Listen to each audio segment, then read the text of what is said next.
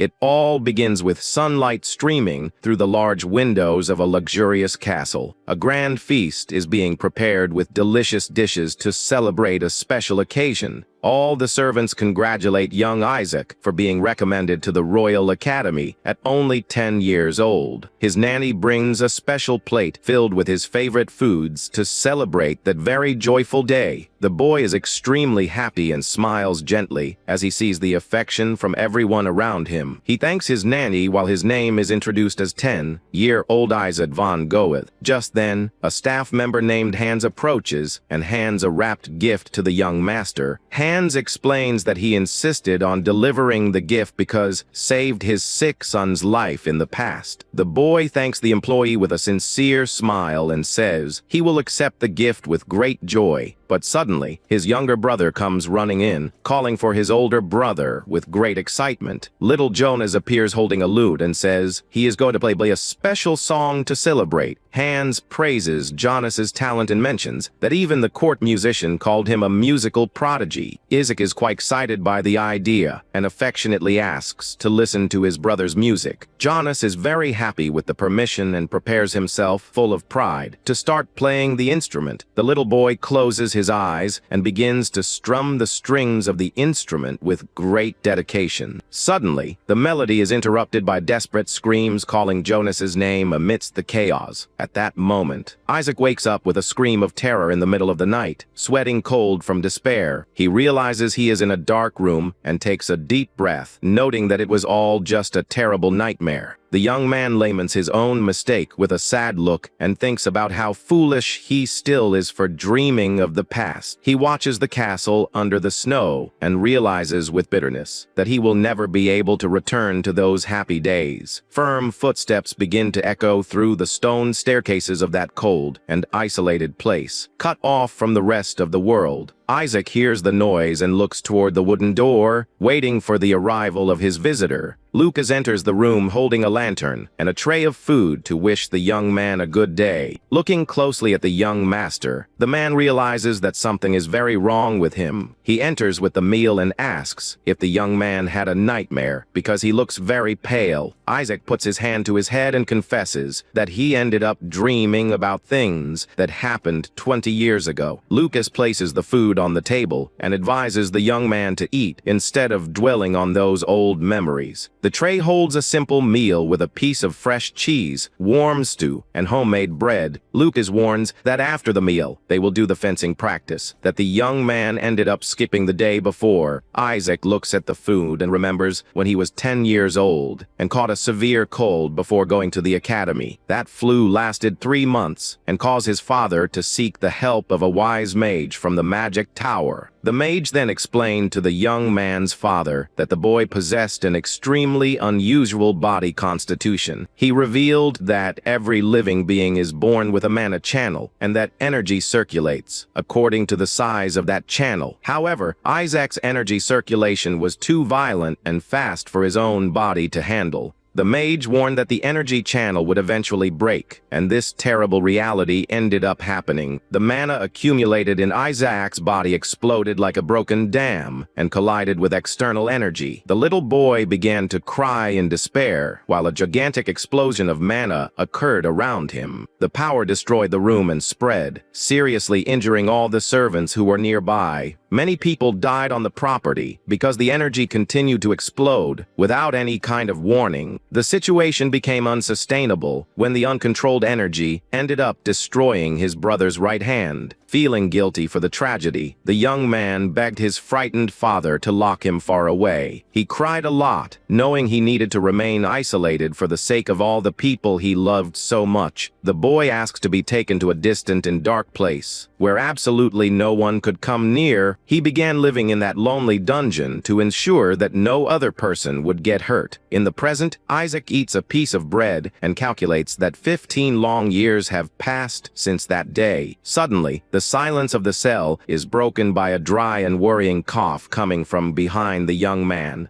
He turns around, startled, and notices that Lucas is leaning against the wall, coughing very violently. The man pulls his hand away from his mouth and reveals that he is spitting up a large amount of dark blood. Isaac is in shock upon seeing the blood, for he knows this is one of the worst symptoms of mana poisoning. He grips the table in despair, understanding that his friend fell ill simply by having stayed by his side for so long. Isaac holds his friend and says that this happens because he stays nearby, ordering him to rest for an entire month. Lucas wipes the blood from his mouth and asks who will take care of the young master if he is not around, since he has no friends. The employee tries to calm the young man while stepping back and leaving the dark room slowly, trying not to worry him. Lucas smiles and reminds him that Isaac has already caused dozens of mana explosions in the room, and he has never truly been hurt by them. The young master retorts, worried, and warns that just one strong explosion could end up taking his friend's life. Isaac then orders the employee to leave immediately because he needs to concentrate and meditate alone in that place. Lucas smiles very tenderly and tells his young master that taking care of him during all this time was something very special. He says it was a huge pleasure to serve the young man and closes the wooden door, leaving the room in complete silence. Isaac closes his eyes and then ends up remembering again the parties of the past and the people who used to congratulate him. The young man sees himself once again sitting in the luxurious hall of his childhood, feeling enormous sadness for everything he lost. Suddenly, the festive scene distorts and fills with dry branches and pools of blood because of the uncontrolled power. He observes Hans's body lying on the floor amidst the blood while screams echo, begging for help desperately. At this point, the boy says that his friend has finally arrived and welcomes Lucas into the midst of that darkness. Isaac looks up and sees the silhouette of Lucas, standing on the banquet table, completely covered in blood. The ghost of Lucas gives a terrifying smile and says it has been a long time since the last time they saw each other. Isaac wakes up startled and gasping in his bed, realizing he had another terrible nightmare about the losses of the past. He sweats in terror, remembering that Lucas truly ended up dying because of the poisoning from his violent mana. The young man remembers that this was the last time he saw his friend cough up blood, learning of his death years later from his father. On that same day, another terrible energy explosion occurred, and the young man decided to lock his cell definitively. He began living in absolute isolation, and the servants only left a piece of bread outside his door. Suffered lying in bed and thought that he should have kept his distance, so he would never have grown so attached to those people. He lamented in the darkness and believed that the best thing would have been to treat everyone with coldness from the beginning of his life. The young man thinks that if he had acted that way, his dear family would still be united and happy by his side in the castle. As many years passed, the untouched bread began to pile up at the entrance of the cell, showing the time that had elapsed. Even living in that terrible loneliness, he remained alive, and an extremely aged hand reaches out to take the bread on the floor. The boy from before is now an elderly man with white hair who eats the dry bread and decides he needs to look ahead. Time passed so quickly that the middle-aged man already had the totally worn-out appearance of a tired elderly person. He spent more than 30 years studying books of magic to try to understand and cure his strange mana constitution. Isaac began living in constant meditation to control his energy flow and keep his mind calm. In the dungeon, he reflects on his lonely journey and the trials he faced, isolated from the world for so many decades in a row. The castle remains covered in snow while the man faces the vastness of his own magical energy in solitude. After many years of research and isolation, he finally found a clue to overcome his mana problem. Isaac eats a piece of bread and wonders if something happened to his family. Since the materials keep arriving,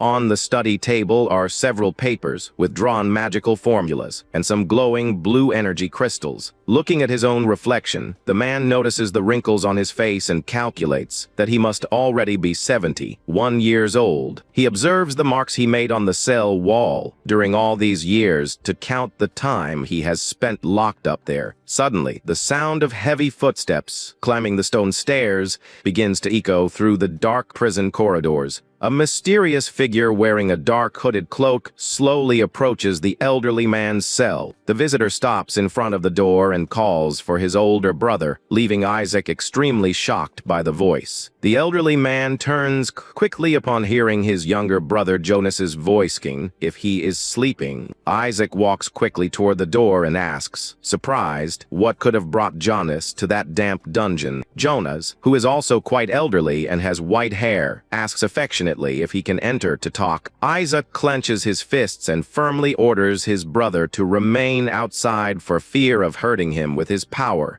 Jonas accepts the request, and the two brothers sit on the floor separated only by the thick wooden door of the cell. The younger brother asks if Isaac knows that that day marks the anniversary of both their fathers' passing. Isaac demonstrates deep sadness at the revelation and asks his brother how their father ended up passing away. Jonas says it is a long story and asks if he would like to hear it. Receiving a positive answer from Isaac, the visitor smiles slightly and warns that he will need to start telling the facts that occurred 30 years ago in the kingdom. He begins to recount the terrible war of succession to the throne that happened between the first and second prince. Isaac hears everything with extreme attention and tries to understand the events that changed his family's destiny. Isaac listens carefully to his brother's words, while distant memories resurface in his mind. He remembers when the two were just children and used to spend time together in a very friendly way. The elderly man praises his brother's ability to tell stories and says he ended up losing track of time listening to everything. Jonas lets out a weak laugh and comments that perhaps he should have lived as a poet if he had known everything would end up like this.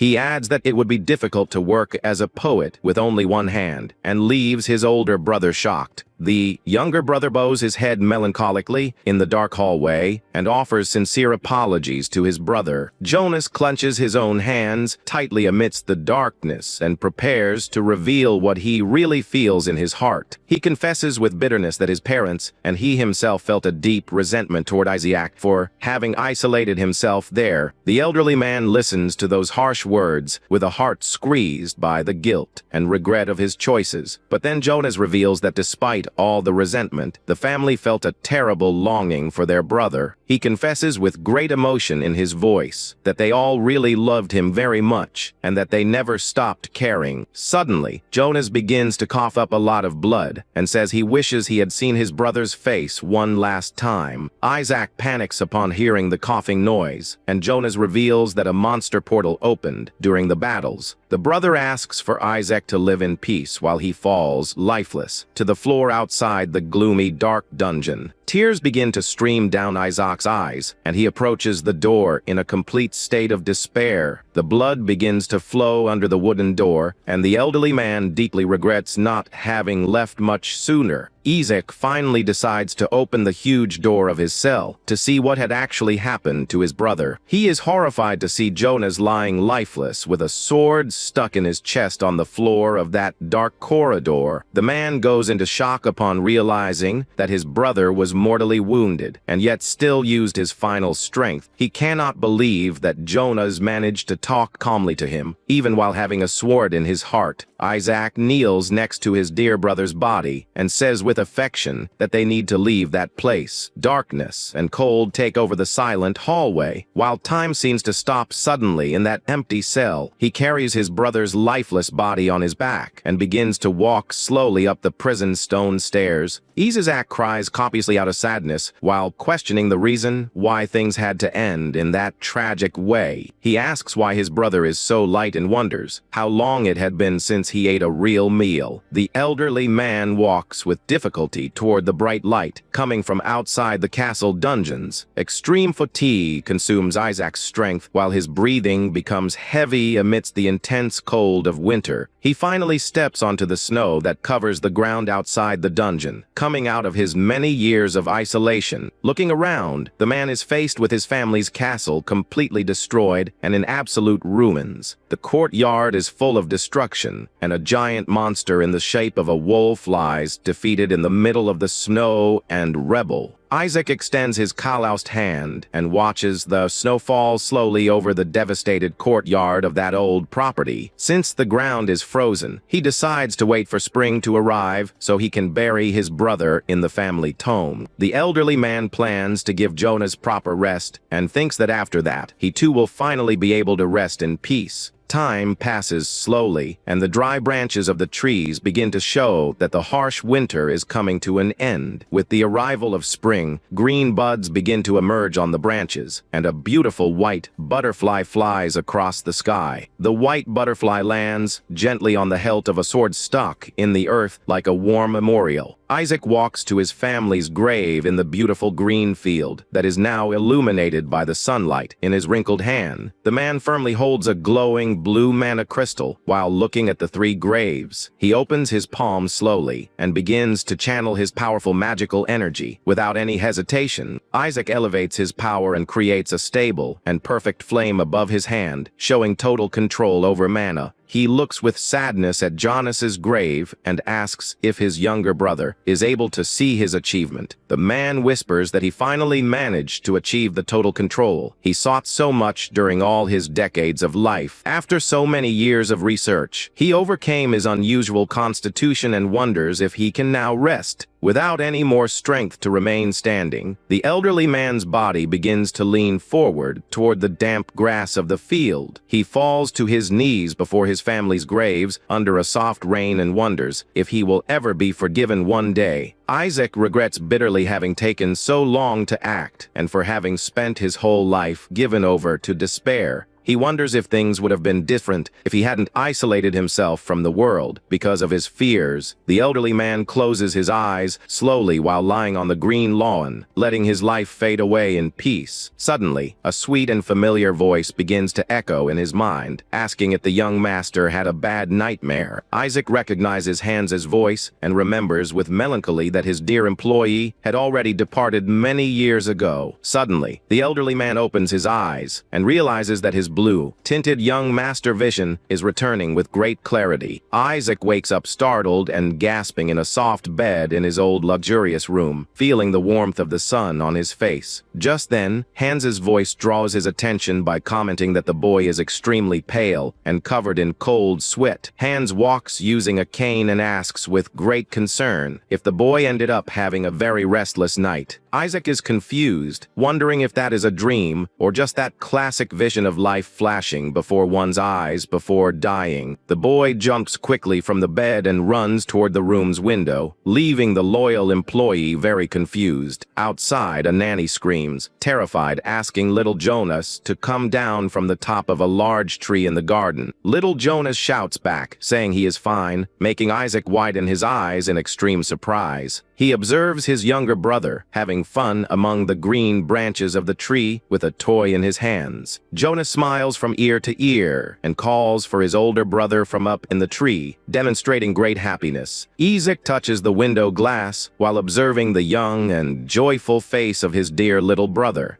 The little boy celebrates excitedly up on the branch and ignores completely the warnings of danger from the worried nanny. Tears begin to well up in Isaac's eyes, and he finally breaks into a sincere smile upon realizing that his brother is alive. He whispers to himself that all of that is not just a simple dream created by his mind before passing away. The young man realizes with total certainty that he ended up returning in some mysterious way to the days of his distant past. He understands that that long, lonely journey he lived amidst the snow and manna ended up becoming a fresh start. The young man decides to set aside the old pains to free himself once and for all from the chains of his tragic past. He fills himself with determination to become strong enough and protect the people he loves so much on this new path. The young man's gaze fills with an intense, bluish glow, showing that he will not make the same mistakes as before. On the hallway floor, the shards of a broken porcelain vase and some blue flowers show the damage from his mana. The maids clean the mess in the hallway and whisper with fear about when the young man's next uncontrolled explosion will happen. They comment that Isaac's temperament is becoming more sensitive and irritable every day because of the severe pain. Hans hears the gossip and becomes extremely irritated, saying he will go there to give those gossiping employees a good lesson. However, However,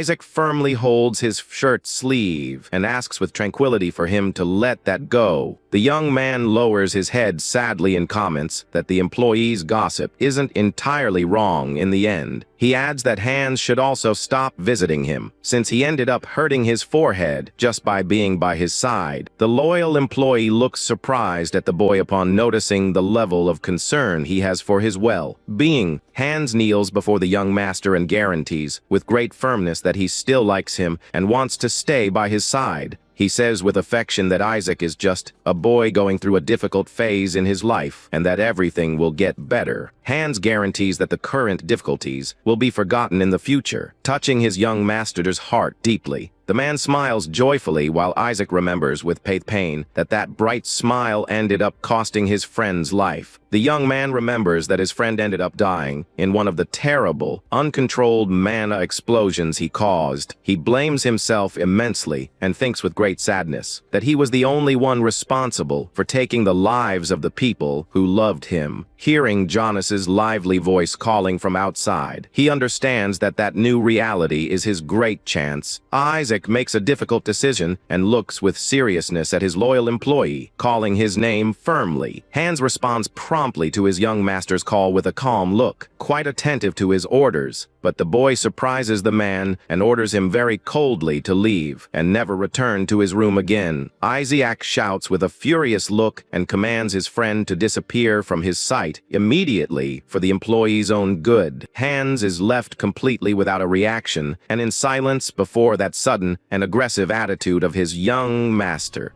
The elderly man then bows his head very sadly and says he understands perfectly the order to keep his distance. The boy clenches his fists tightly, knowing that cruelty is the only way to keep his dear friend safe. Hans begins to walk away slowly toward the room's exit door, leaving Isaac alone with his thoughts. But before leaving, he looks back and advises the young man affectionately not to try to carry all that burden alone. He says that sometimes it is good to trust the people around you and closes the door carefully, leaving the boy in absolute silence. Isaac thinks with strangeness that he does not remember Hans having said those words the first time and suspects his memory. To be sure that everything is real, he ends up giving himself a strong slap in the face that echoes throughout the luxurious room. Upon feeling the sharp pain in his red cheek, the young man realizes that is really no longer an illusion of his mind. He wonders, intrigued, about what that lonely death of his on the lawn could have been if he is now alive and young.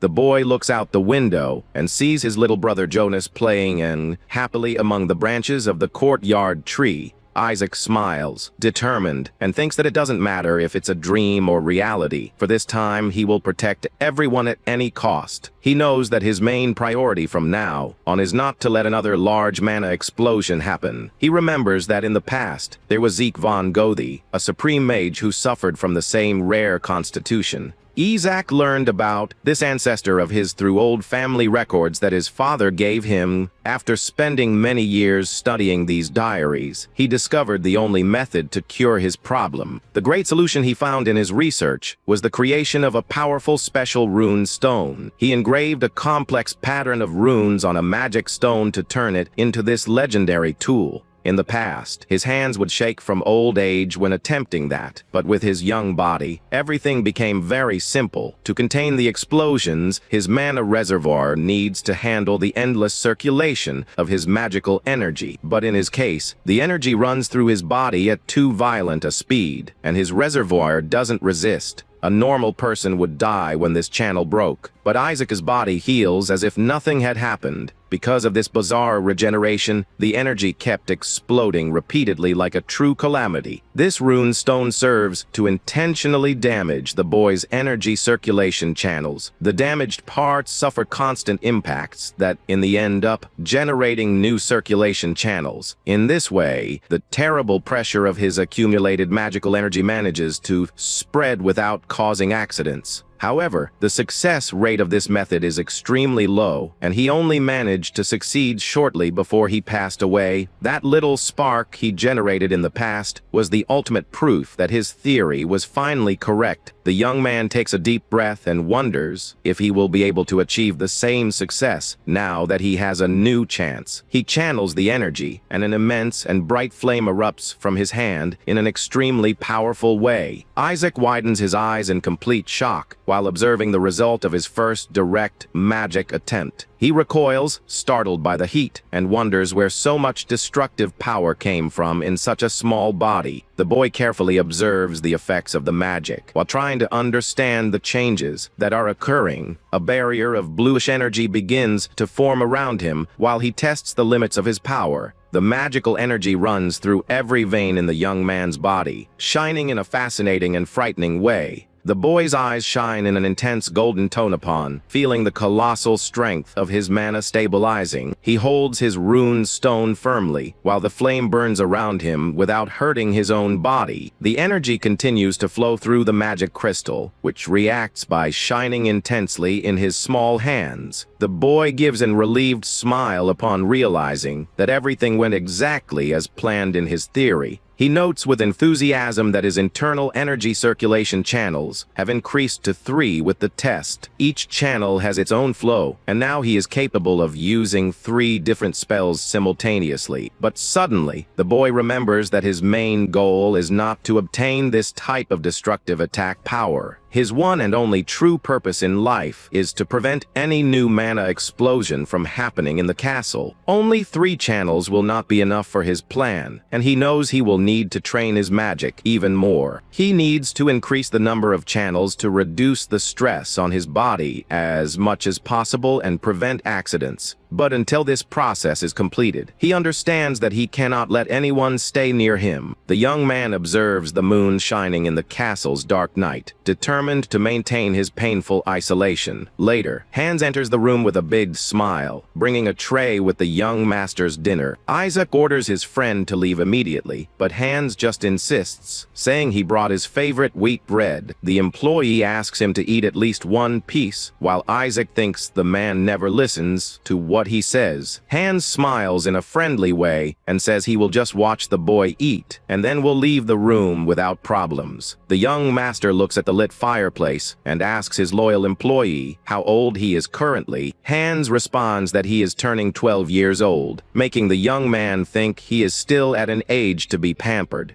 He holds the piece of bread with his fork and hesitates for an instant, remembering the good things from his past. Isaac savors the food and realizes it had been a long time since he tasted the bread made with so much affection by the nanny. Hans watches him eat with a tender smile on his face, happy to see the young master finally feeding well. The young man asks about the nanny, and the employee explains that she had to be away because her son caught pneumonia. Isaac stops eating and looks surprised at his friend upon hearing the name of his former nanny's sick son. He puts the spoon aside and asks with great attention if the woman really had to go back to her home. The young man reflects on the luck of the situation, remembering that in another family, a nanny would never leave her post. Hans listens to the young master's observations in silence, paying close attention to his behavior. The fireplace continues to burn the firewood calmly in the luxurious room while the boy maps out his plans. The young master remains in complete silence for a few moments, demonstrating that he is quite pensive. He begins to move his fingers over the wooden table, revealing that he is analyzing a very serious situation. Isaac breaks the silence and asks if only the son of his former nanny caught that terrible pneumonia. Hans looks at the boy very calmly and gently, paying attention to his question. The employee reveals that all the children in that village ended up catching the same terrible disease all at once.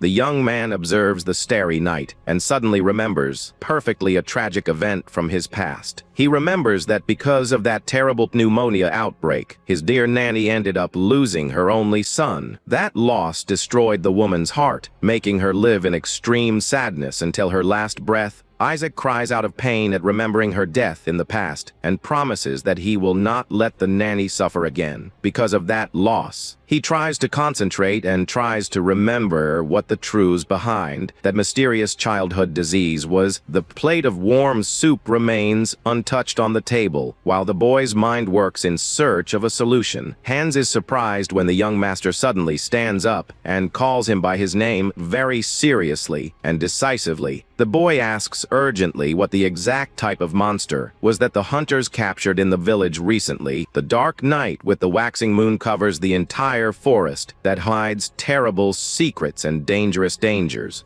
Deer walks calmly through the snow under the moonlight in the middle of the kingdom's cold and isolated forest. Suddenly, the animal turns around, startled at feeling a strong magical presence approaching it rapidly. A huge fireball crosses the skies and scares the poor deer, which tries to escape the unexpected attack. The animal runs desperately through the snow to flee the great explosion that hits the trees right behind it. Isaac walks with heavy clothes through the forest at night and complains about having mistaken the noise of a deer for a wolf. He uses a small flame in his hand to illuminate his path while carrying a large backpack on his back. The boy continues his lonely walk through the dense woods, carrying a shovel and various travel equipment. He passes by an old wooden sign that indicates the path leads directly to the dangerous edge of the cliff.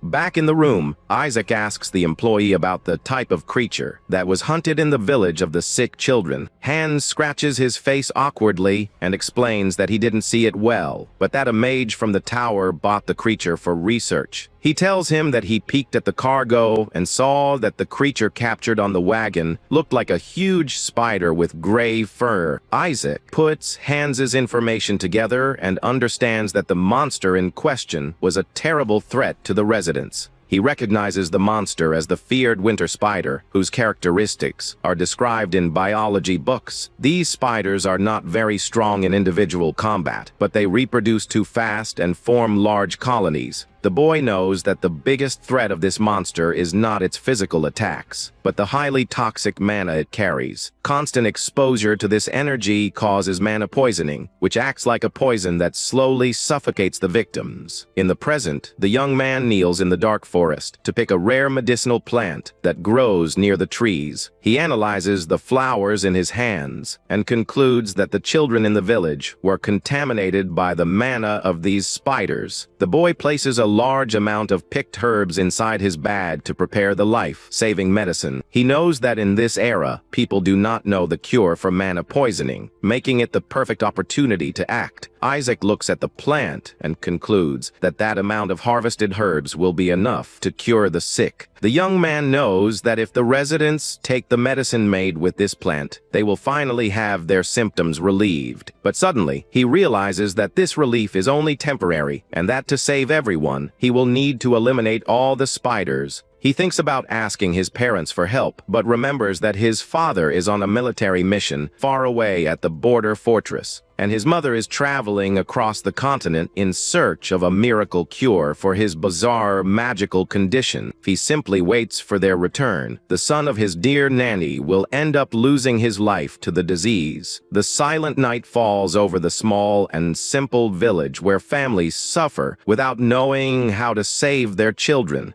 The silence of the dark night is broken only by the smoke coming out of the chimney of a small hut isolated in the forest. Inside the house, the nanny wears a protective mask and watches with great sadness over her sick son, who is resting in bed. Suddenly, the woman hears light knocks on the door of her house and turns around. Startled by the unexpected night visit, she opens the wooden door and is faced with a mysterious figure wearing a black hooded cloak in the middle of the night. The woman widens her eyes in complete shock under her mask upon recognizing the face of the person who is at her door. Isaac lowers his hood and says with affection that she seemed to be very tired, leaving the woman totally surprised. The nanny pulls the boy inside and asks, very frightened, what could have brought her young master there at that hour. She notices that the boy is very dirty and passes her hand affectionately over his face to clean the dust and earth from his skin. The young master accepts the affection in silence and looks at his nanny with a gaze full of affection and deep determination. Isaac explains that he came to visit her because she missed work, but the nanny pleads desperately for him not to enter. The woman warns worriedly that her son has pneumonia, and Isaac begins to pull some herbs out of his backpack. He puts a white mask on his face to protect himself and says that now there is no more problem in entering the house. Without wanting to hear excuses, the young man hands a bag full of medicinal plants to his nanny to take care of her son. The nanny asks confusedly what that is, and the boy explains in detail how she must prepare the homemade remedy. He decides to enter the humble house to see up close the state of health of his dear employee's son. The boy observes little Hinder lying on a simple wooden bed with a protective mask on his face. Upon noticing some bluish spots on the boy's skin, as it confirms that it is poisoning from magical energy, the young man approaches the sick boy's bed and calls his name with much affection to see if he can hear him. The little sick boy opens his eyes slowly, demonstrating much weakness and difficulty breathing because of the pain. Hinder whispers Isaac's name and implores with the strength he has left for him not to fire his mother from her job. He assumes the blame and says that his mother couldn't go to work only because he ended up getting very sick and weak. The young master looks with tenderness at the little boy and guarantees that he has no intention of firing his mother. He places his hand on the boy's forehead and says that she is the only one who brings him wheat bread, asking him to focus on getting better. Sometime later, a guide shows Isaac the entrance of an abandoned mine that the young man was looking for in the forest. The two walk to the dark entrance of a large cave that is completely covered by vines and leaves. Isaac asks if that place is really a limestone cave, and the hunter confirms the information with certainty. The young man hands a gold coin to thank the man for his help and warns that he will continue alone from that point. The hunter accepts the money and warns worriedly that several people have already disappeared mysteriously in that region. Isaac remembers that winter spiders prefer limestone caves and concludes that that place must be their nest. Before entering, the young man creates a small spark of light in his hand to start preparing for the worst scenario. The young man fills himself with determination, and besides, he needs to be totally prepared for the dangers that await him in the mine. He remembers that by opening new energy channels, he gained the capacity to use 3 powerful spells all at once. He enters the dark cave holding his flame and remembers the abuse of this magical energy can destroy his own body. As he doesn't know how many spiders are in the place, he understands that he cannot simply attack blindly and uncontrollably. The young man walks extremely carefully until he finds a quite rare plant growing on the damp ground of the mine. He recognizes the green leaves and the bright blue fruits of the dangerous herb known as ice belladonna. He reads in his notebook that this plant is used as an anesthetic for humans, but is a deadly poison for spiders. Isaac finds it a huge irony that a deadly spider would require the presence of a plant that is highly poisonous to it nearby. The blue sky of the next day begins to appear, showing that time runs fast outside that terrible abandoned mine. The young master lets out a long sigh of exhaustion after filling his leather bag with the poisonous fruits of the plant. He notices some red wounds on his fingers and realizes how toxic and dangerous that sap is for bare skin. The boy puts on his leather gloves and decides that all his preparations are ready to start the final attack. He begins to walk deeper into the darkness of the place, holding a glowing stick. Firm footsteps echo through the stone floor of the cave, while the young man advances with caution to avoid unpleasant surprises. The young man uses the light of his magic to illuminate the stone walls covered in moss and ancient webs of the abandoned mine. He arrives at the edge of a huge dark abyss and thinks that dying in a forgotten place like that would be a deplorable end. The boy concludes that the spiders must be down there and begins to analyze a safe way to descend that cliff. He finds an old rope ladder attached to the edge of the abyss and decides to test the safety of the old wooden steps. The young man demonstrates quite a bit of worry about the state of the old rope, but knows he doesn't have many alternatives to descend. He holds the worn-out fastenings of the improvised ladder firmly with his gloved hands to start the dangerous descent. The young man begins to descend step by step down the dark stone wall, while the light of his magic illuminates his steps. He finally manages to touch his feet to the firm and dark ground of the lower part of the cave's mysterious abyss. The young man lets out a long sigh of relief for having managed to finish that descent without the old rope breaking. Upon analyzing the new environment, he smiles confidently and realizes that he finally managed to find the place he was looking for so much. The boy illuminates the underground hall and is faced with a huge amount of bones scattered across the stone floor. He analyzes the carcasses of monsters piled up like mummies and realizes that all of them were completely drained of energy. Isaac crouches and picks up a long bone that he immediately recognizes as being a collarbone from a sick human skeleton. He laments the discovery deeply and concludes that that body must belong to one of the people who disappeared in the region.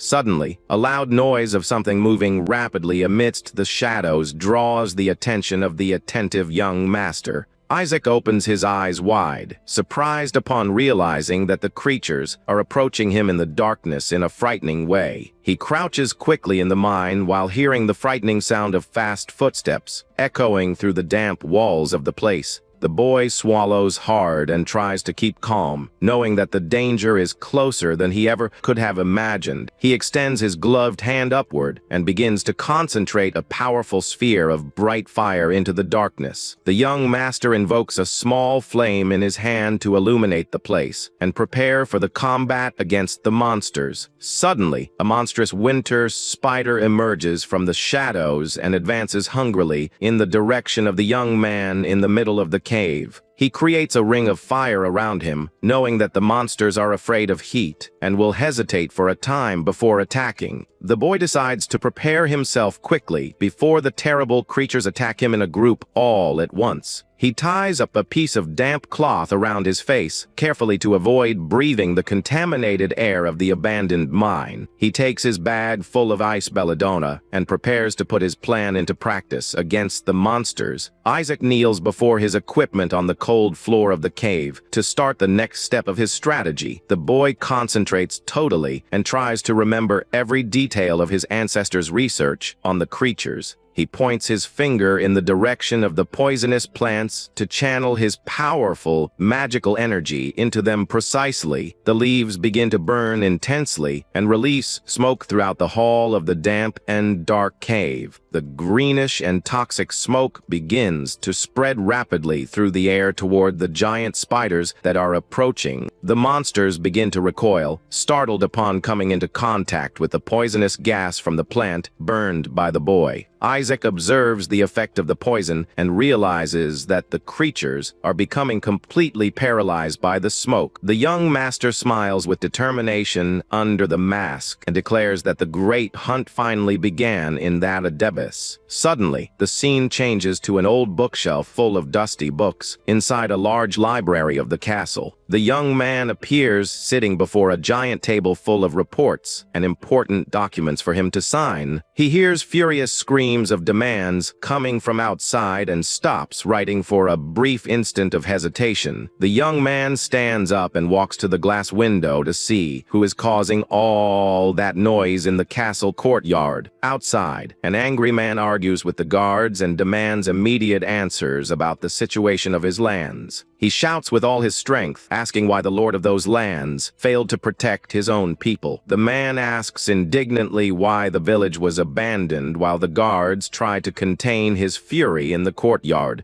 Disgusted with all that noise, the young man simply turns and whispers that the place is too noisy for him. He lets out a sigh of exhaustion and thinks about ordering the employees to nail wooden planks on those large windows, but he soon changes his mind and thinks that the best thing would be to transfer his entire laboratory to the castle's basement. He believes that down there he will have the peace necessary to focus exclusively on studying his rare magical condition. The young man plans to cover the walls with a rare mineral that absorbs magic to avoid accidents with new explosions. With a smile on his face, he turns and asks for the opinion of his loyal friend about that brilliant idea of moving. However, upon looking around, the young man realizes that the room is empty and that there is absolutely no one there with him in the room. Silence takes over the large office, while an expression of deep loneliness appears on the sad face of the young man. He bows his head melancholically upon remembering that his dear friend already departed from this world a long time ago. The young man returns to working alone in silence, while the sound of the pen scratching the paper echoes through the dark and cold room. He continues writing his magical formulas without stopping, while trying to push away the sad thoughts from his mind. Time seems not to pass while he sinks deeper and deeper into his lonely research inside that castle. The quill pen slides swiftly across the sheet of paper, drawing extremely complex and ancient magical diagrams. The young man's eyes show extreme fatigue due to the sleepless nights he spends focused on his magic studies. He continues filling the blank pages with detailed notes about the properties of dangerous mana energy. His gaze remains fixed on the papers, while the obsession with finding a cure consumes all his vital energy and mind. He sees himself completely surrounded by the darkness of his own mind and the regret of his past choices. Back to reality in the cave, the toxic smoke from the ice belladonna continues to spread through the stone corridors. Isaac remains kneeling on the mine floor, waiting patiently for the poison to take its full effect on the spiders.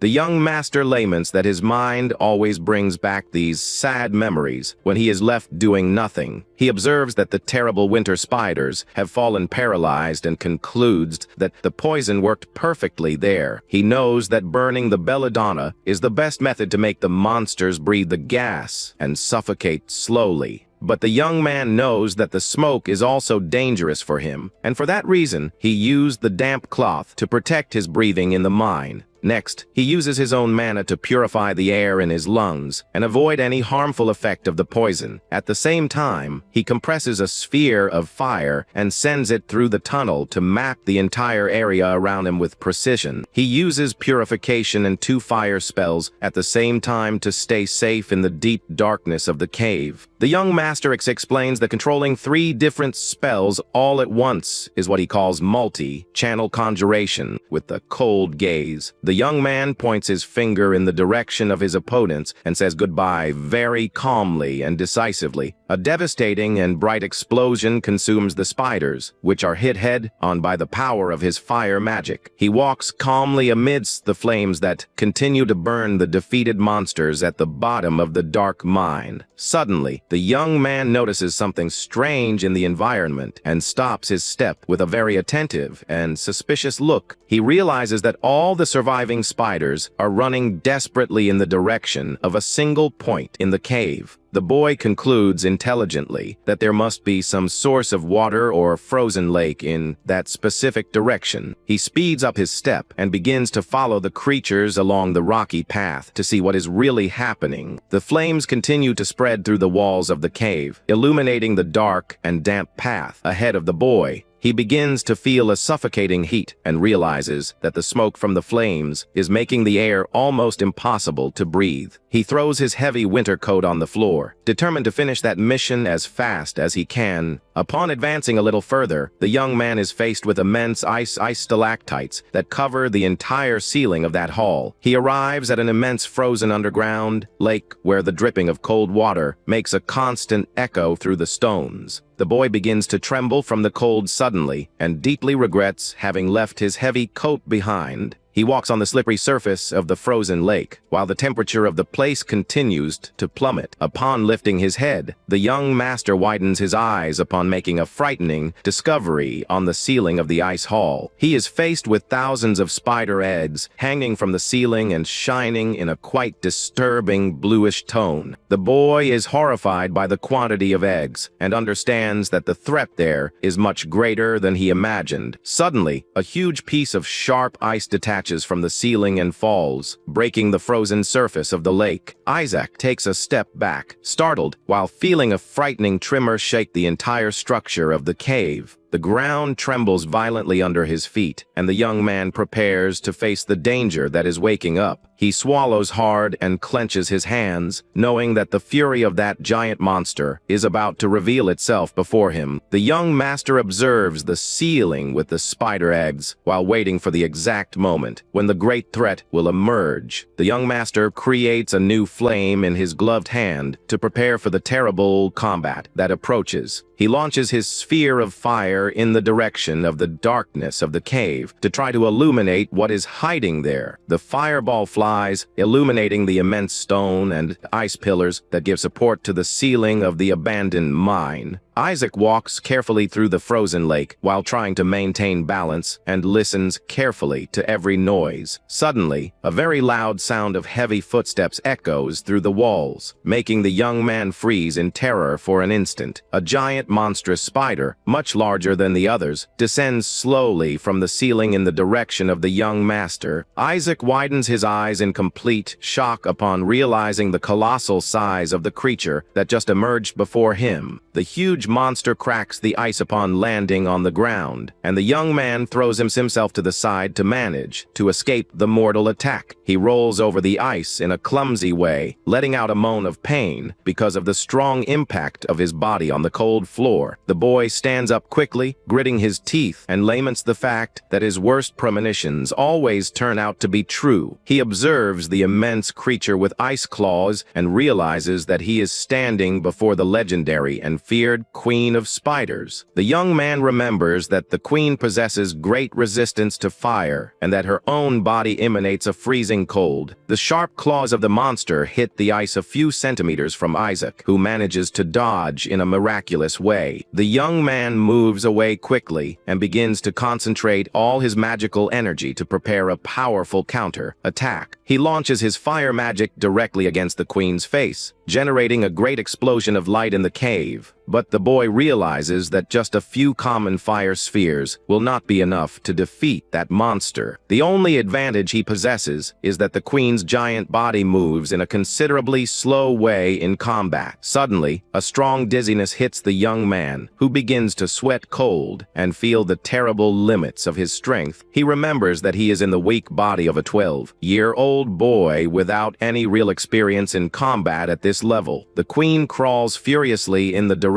of Isaac, making the immense ice hall tremble with each movement of hers. The young master takes a deep breath, trying to recover his breath while looking for a new strategy to win the battle. He closes his eyes for a brief instant, while a sweet memory of his childhood begins to surface in his mind. The young man remembers with affection when he used to eat the freshly baked wheat bread that his nanny prepared with so much dedication. He remembers that in that icy region, wheat didn't even grow, and that everything was thanks to the efforts of his nanny. The woman traveled every week to a city very far away to buy the wheat, only to please the young master. A soft smile appears on Isaac's face, and he fills himself with a new determination to fight and save the little one's life. Isaac holds his metal shovel firmly and decides that he will ask for the nanny to prepare a lot of wheat bread when he returns. He positions himself firmly in the cave, holding the shovel as if it were a true combat weapon. The young man faces the giant monster without fear, thinking that it doesn't matter if it's a queen or just a common spider. He throws his heavy supply backpack with all his strength directly in the direction of the creature's face. The impact makes the ice floor begin to crack violently because of the force of the blow dealt by the boy. Large pieces of sharp ice fly throughout the underground hall while the scenery fills with destruction. The colossal monster is taken by surprise by the debris and tries to protect its huge bright red eye. Taking advantage of the distraction, the young man runs with everything in the direction of the queen, wielding his metal shovel to attack. The young man displays a fierce look while delivering a precise blow to the weak point of that huge ice monster. He hits a devastating blow with his equipment, right in the middle of the hardened carcass of the feared giant spider. The violent impact breaks the monster's carapace, making a greenish liquid splash all over the ice floor.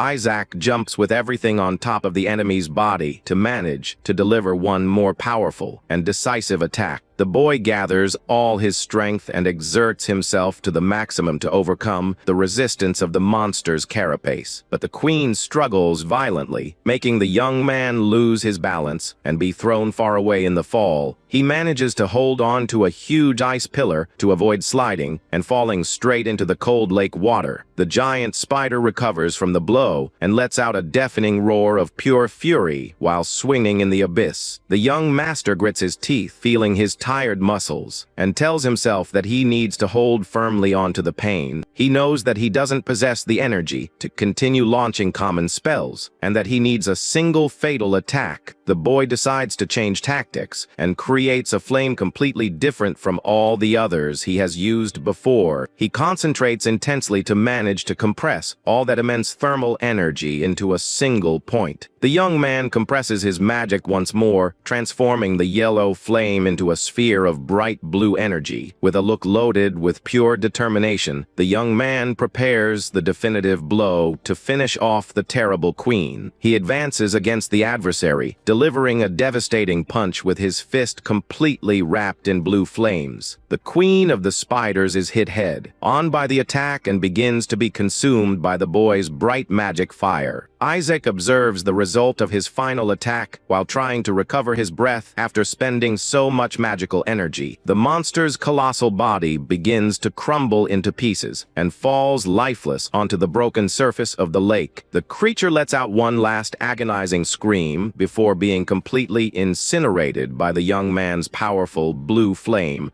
The huge flaming body sinks into the darkness of the cave, marking the definitive end of the terrible spider queen. He tries to move but realizes that his arm is trembling so much from the fatigue that he can barely take it out of there. The young master loses all his body's strength and begins to slide in the direction of the cold floor of the cave. He closes his eyes in relief upon realizing that the danger passed and faints on the damp floor of that underground hall. Silence finally returns to the place while the boy remains unconscious beside the enemy's wreckage. He begins to regain consciousness slowly, feeling his body sore after that extremely hard battle. Upon looking to the side, the young man sees a beautiful blue mana crystal shining in the middle of the queen's burned carcass. The magic crystal shines intensely in the dark of the mine, revealing itself to be an extremely pure source of magical power. Isaac wakes up in a dark room and hears voices whispering outside the door about his disappearance from the castle. He recognizes the voices of Hans and his nanny, who seem to be quite worried about everything that happened in the mine. Hans asks worriedly if the young master really had the courage to go alone to that dangerous abandoned mine. The nanny explains with sadness that the village hunter only guided the boy to the entrance, but didn't accompany him into the tunnel.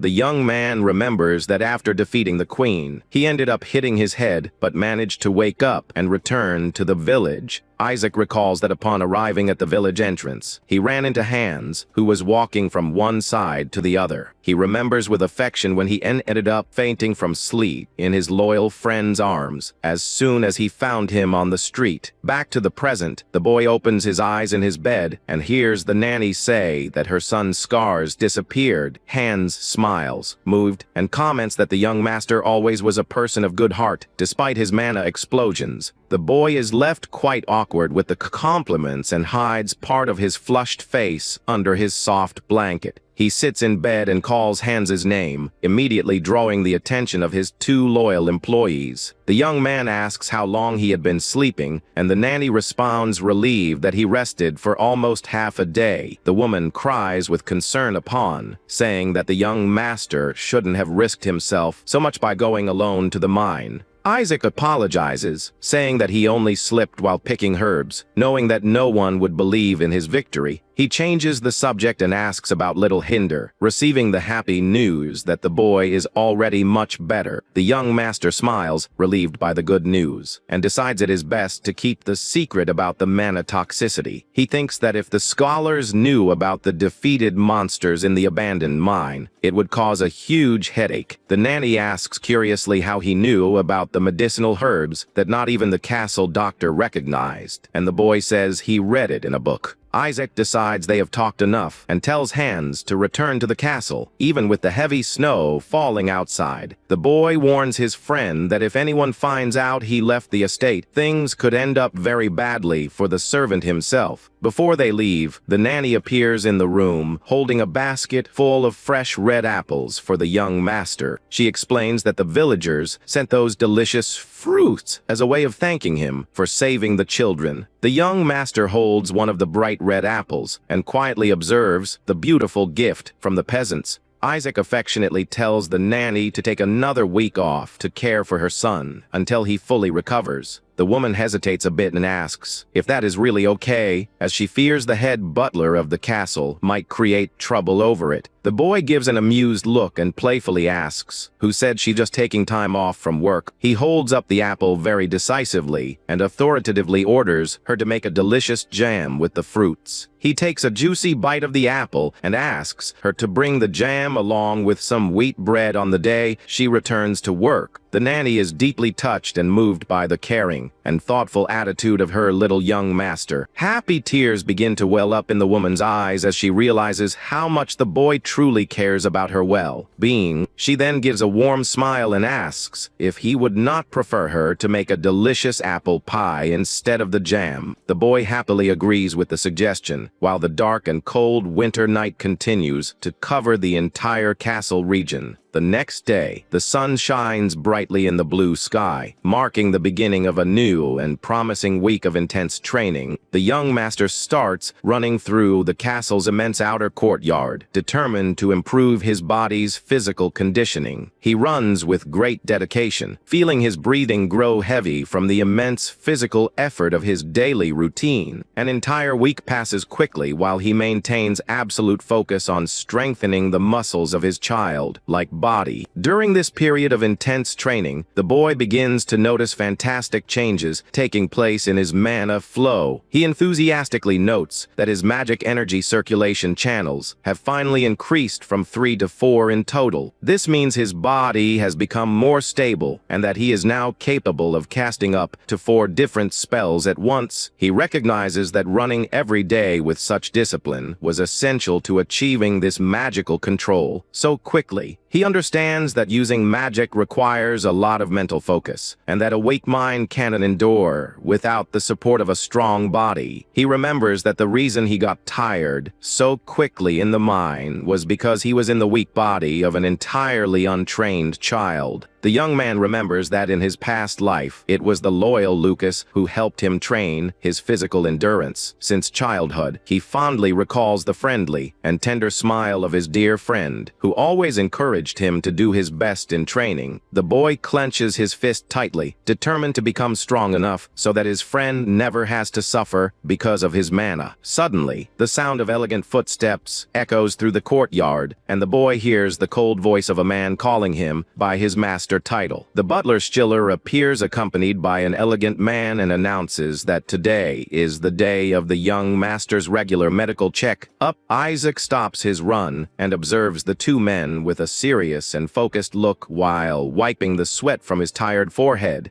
The doctor bows very politely and greets the boy, attentively asking how he is feeling that day. He remembers that this man is the personal doctor sent by his father, but knows he has never been able to understand his rare condition. After performing the exams, the doctor states in surprise that the young master's body seems to be incredibly healthier than before. The doctor decides on his own to change the boy's medication, while the boy just watches as everything with a look of complete boredom on his face. The man elegantly opens his leather briefcase to grab the new and valuable remedy he brought especially for the treatment. He presents some glass vials with a glowing purple liquid and explains that this rare potion is used to stabilize mana. Isaac holds the vial and thinks proudly that his father really makes a point of sending only the best products in the kingdom for him. He knows that the panacea is known as the cure for all ailments and serves as both a tonic and and a stimulant for soldiers. The boy remembers that the old translation, stating the medicine stabilizes magical energy, actually contained a terrible mistake. He knows the real effect is to speed up the flow, and that for someone with uncontrolled mana like him, it is a fatal toxin. But with his new training method, the boy understands that this toxin will be the perfect catalyst to open new magical channels. The doctor politely says goodbye to the young master and begins walking slowly back toward the exit of the castle courtyard. Isaac notices that the head butler Stiller is still there, watching him closely and in a very intrigued and silent manner. The butler breaks the silence and curiously remarks that the young master seems surprisingly calm that day. The butler recalls that the boy used to explode in anger extremely easily because of his constant headaches. The boy lets out a sarcastic smile and asks if he should have caused a huge scene and broken things this time too. The head butler adjusts the glasses on his face and quietly observes the boy, trying to decipher such a sudden change. The butler mentions he heard the young master cured the pneumonia of the village children, leaving Isaac startled. The boy asks in surprise how he knew about that, and the man reveals he ended up finding out everything by talking to Hans. The head butler seriously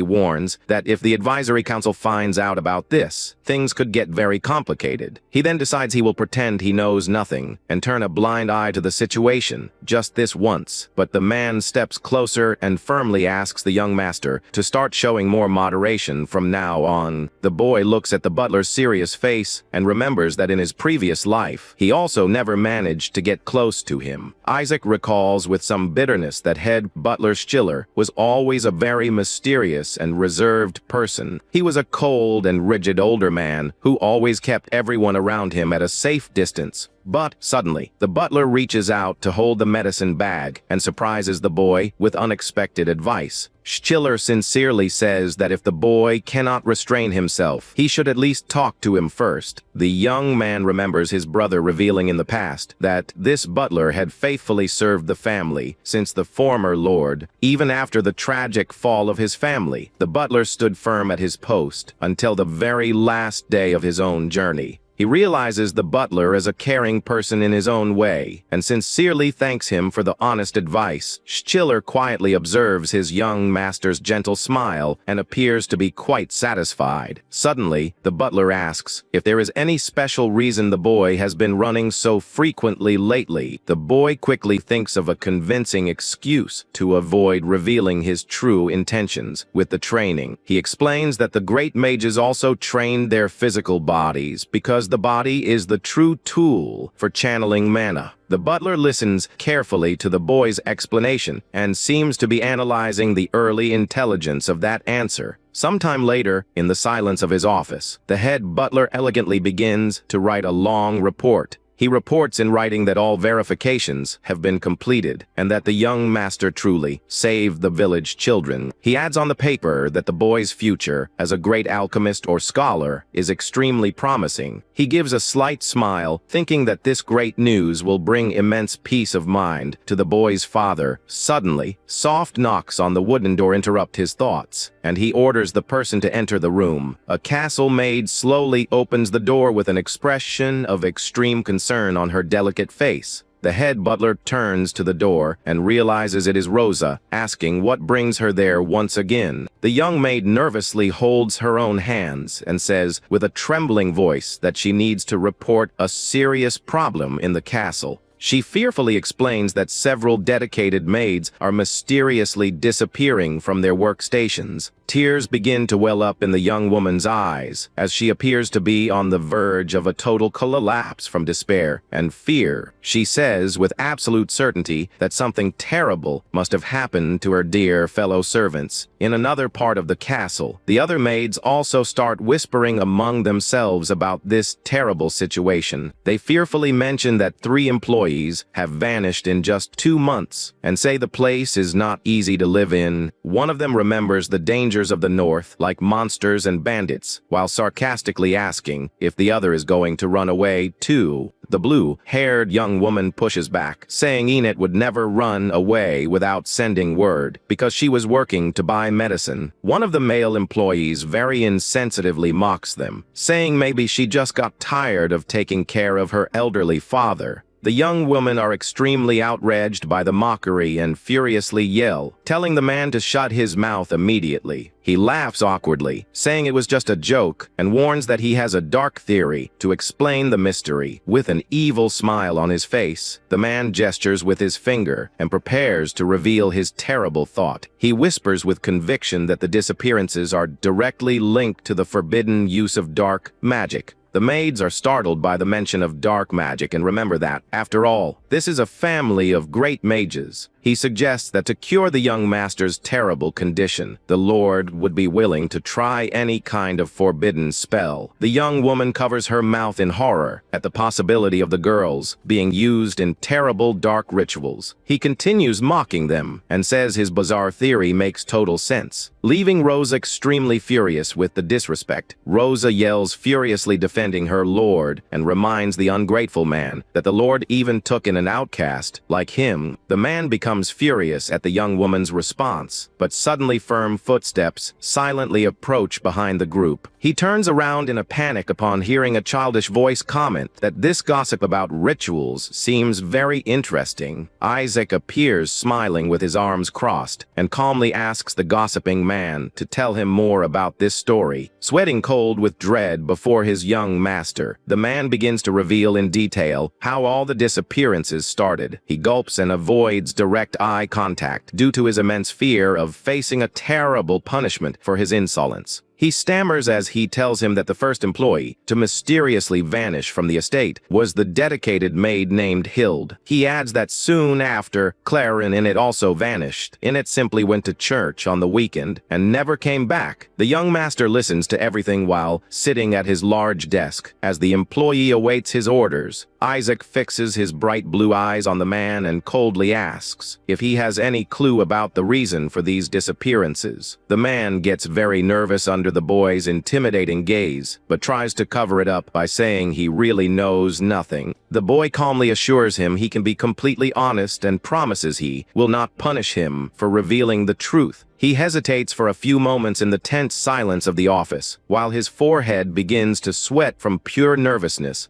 Isaac asks if the young woman's disappearances have any direct relation to him, and the employee awkwardly admits that it is obvious. The employee asks him to think of Hans, who was always getting hurt because he was the person serving the boy most closely. He laughs, mentioning that Hans himself always said he certainly would not meet a peaceful end serving the boy. The employee adds that the same danger applies to him, but realizes his mistake instantly and regrets saying it. Isaac lowers his head very darkly and calls out Bill's name in an extremely cold and frightening tone of voice. The man falls into complete despair and drops to his knees to plead for his safety, believing he will face punishment. The young master calmly asks if the man does not want to meet a bad fate and proposes he do a special job in exchange for a pardon. The boy gives a very confident smirk and warns that the servant will need to perform a secret task for him. The servant listens to the proposal in deep surprise, but feels immense relief realizing he will have a chance to save himself there. Time passes quickly, and the dark, starry night covers the entire vastness of that ancient and mysterious northern forest. In the silence of his room, the young master summons a highly powerful blue flame that shines with magical intensity. While manipulating his blue mana, the boy thoughtfully whispers the names of the loyal maids who mysteriously disappeared. He remembers Rosa, the young redhead who always took care of his daily tasks with extreme dedication and affection in the castle, and he also recalls the Cheyenne,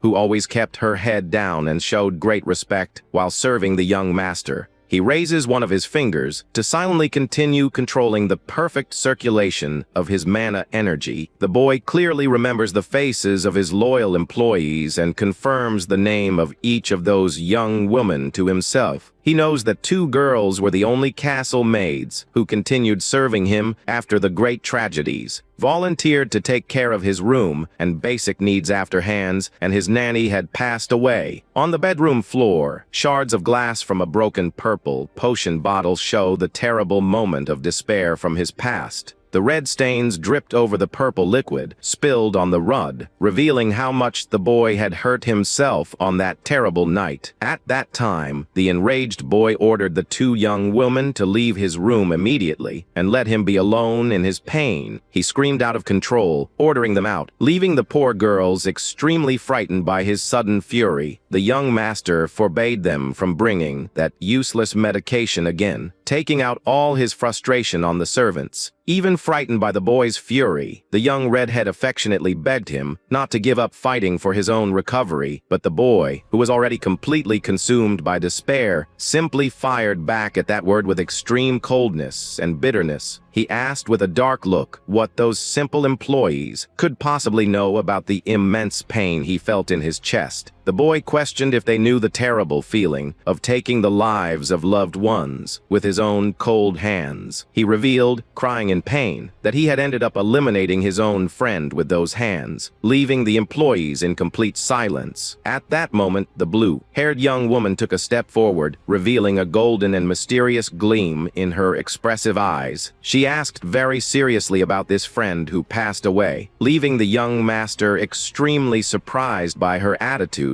The other maid tried to hold her back, worried about the boldness of the dialogue, but the boy remained silent, watching the moment. The young woman confessed with deep bitterness in her voice that if she had looked back, she could have saved her dear friend's life. She turned around and began walking toward the door, while the boy silently watched the employee's slow footsteps. Annette explained that despite it being a very special situation, anyone can end up making mistakes they never wished for in life. The young master listened to those striking words with deep attention, feeling that the strange confession brought some comfort. She stated with great firmness and seriousness in her golden eyes that this kind of inevitable tragedy happens to every living being. The boy remembers how that sincere and profound confession ended up serving as a true embrace of comfort for his soul. Back in the present, the boy deeply regrets not having asked his loyal employee more questions at that time. Suddenly, firm knocks on the door catch his attention, and the boy quickly extinguishes the blue mana flame with a swift movement. The employee Bill announces his arrival outside the door, informing him that he has returned with the information the master requested. Isaac opens the door and anxiously asks if he managed to discover the maid's whereabouts. Receiving a very positive answer, Bill explains that he went to the village intersection to question the local beggars, and that the girls' descriptions matched perfectly there. The young master becomes extremely focused on the report and firmly demands to know the exact whereabouts of his servants.